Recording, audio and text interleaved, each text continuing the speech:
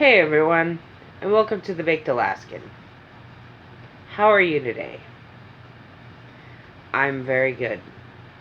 And the reason why is because I'm about to take my last lithium pill.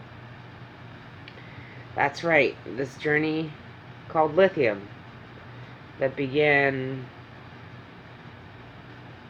10 or 12 years ago is now over tonight.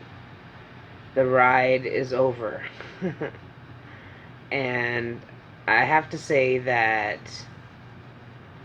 it's really kind of bittersweet, because I know that it did help me a lot, especially in the beginning.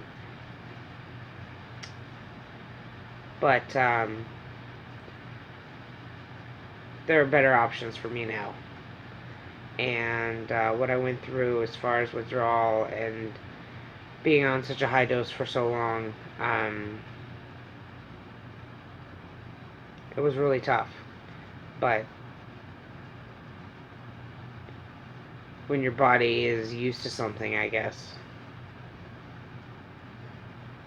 that shit happens. So I don't feel like I'm blaming Lithium for being evil or bad or whatever. I just know that cumulatively over time, it was not the right choice for me. So this is my last pill. Bottoms up.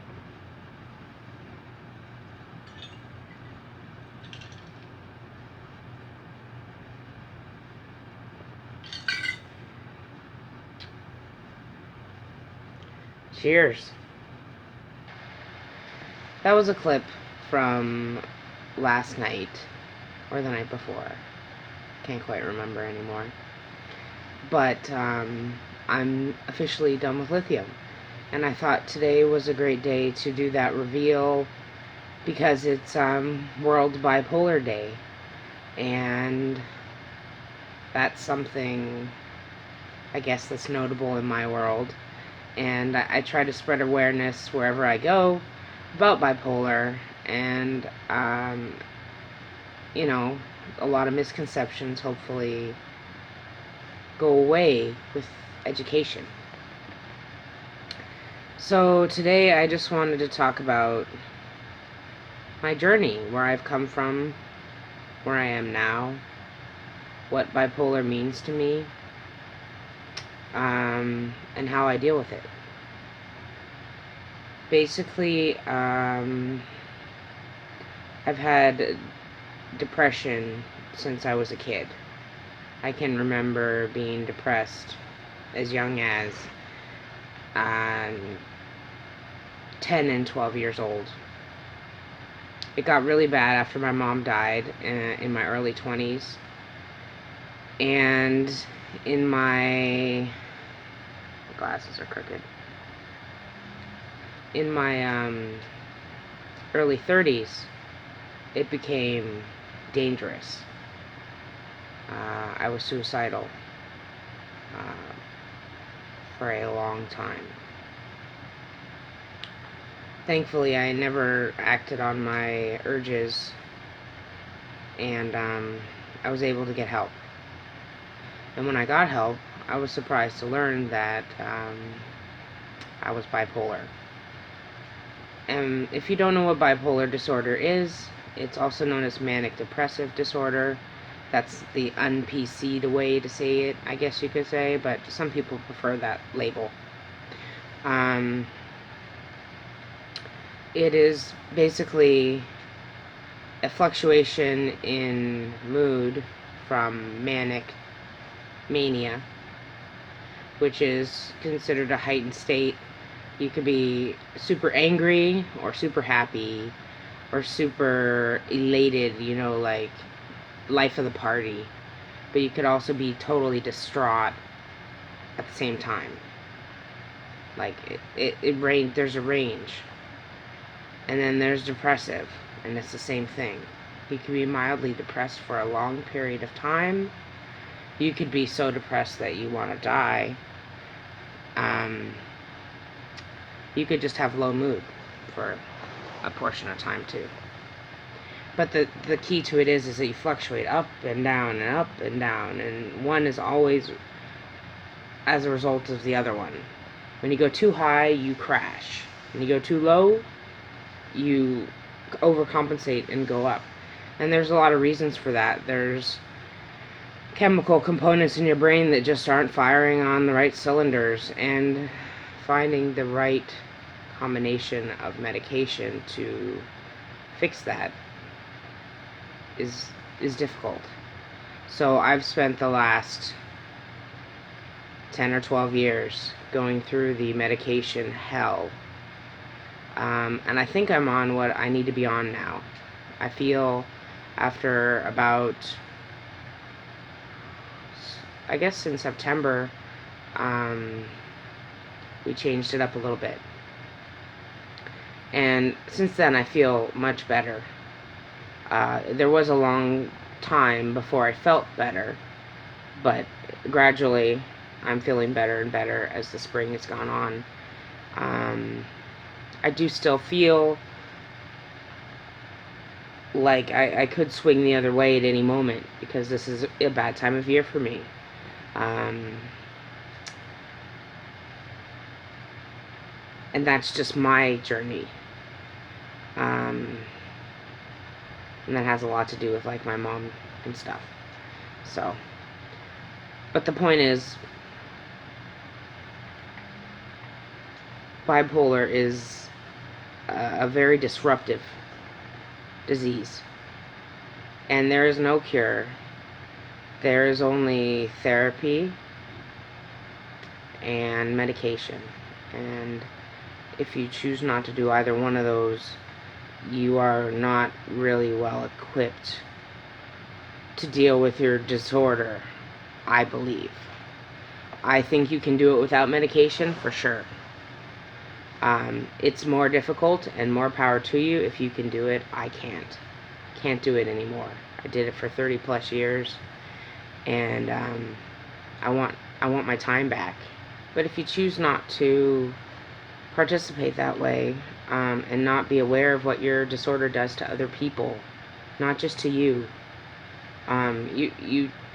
you're gonna be in a world of hurt. And that's all I have to say about that. That's my preaching. I'm a done. So I did also about 6 years of therapy, CBT, mostly to deal with my childhood issues, with my mom dying and stuff, and then later on I started seeing a social worker after I was diagnosed with MS, and that was a real big, that totally knocked my bipolar off the rails, to be honest. I'm still not right. I'm still coming around. But I feel better and better and better every day. And that's all I can hope for. You know, just be happy with what you're given every day. And lately I'm really happy. So that's something that's wonderful. So now I manage my bipolar pretty easily. I don't really freak out. I have really bad days some days, and I know they're bad days. I wake up and I feel different. I feel more tender, I like to say. Some days that tenderness is kind of an anger, and that has to do with anxiety a lot of times. Sometimes that tenderness is emotional lability, almost, to the point of watching a commercial and getting teary. and that to me is a signal that it's coming, the change is coming, so I can kind of prepare. Excuse me. And I think when you learn your disease, you have more success with compounding issues, stuff that piles up that you can't deal with because you aren't well enough, and I know that better than anybody.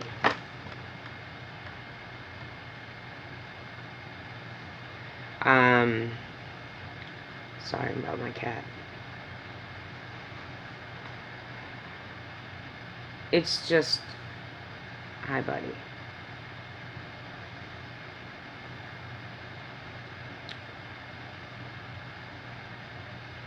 Dealing with things, I guess,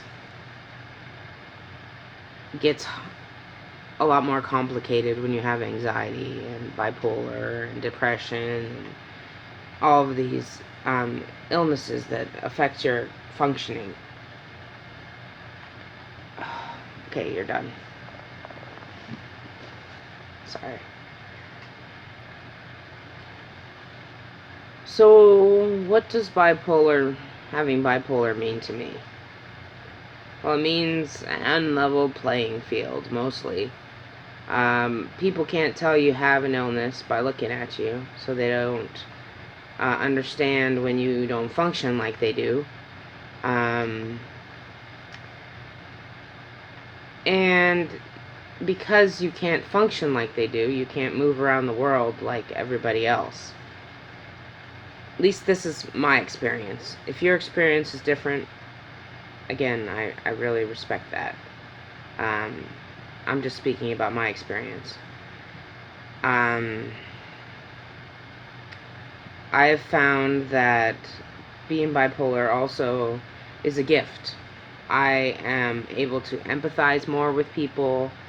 I am very emotional, but I connect with people on that level. And that's very gratifying for me. And from what I hear from people that watch my channel, it's gratifying for you as well. And I hope that's the case. Because that's what I strive for, is to make a connection with you and tell my story. So, moving forward, I have new medication. I have a new outlook. I am trying to get my life together. I have a new cello to really focus a lot of my anxiety and energy into, and it's been great. I'm just really hopeful now, and I can't say enough what the medication has done for me. It's made that possible. Before that happened, I was angry, destructive in my relationships. Just not really pleasant. I know that sounds funny, but because I was dealing with so much inner turmoil, I outwardly projected. And as you know, that's self-destructive behavior. But now I'm a lot more calm. I have focus.